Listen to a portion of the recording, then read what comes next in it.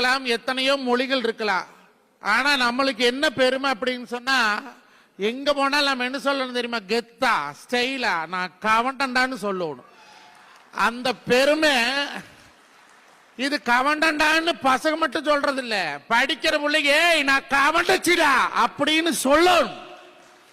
அந்த ஊக்கத்தை ஆக்கத்தை யாரு கொடுப்பாங்கன்னா, இந்த மாதிரி மேல் இருக்கக்கூடிய முன்னோர்கள் தான் கொடுப்பாங்க.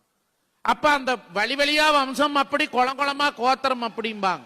இன்னைக்கு நம் குளத்தினுடைய பெருமைகளை முதல்ல நம்ம பிள்ளைகிட்ட சொல்றது இல்லை.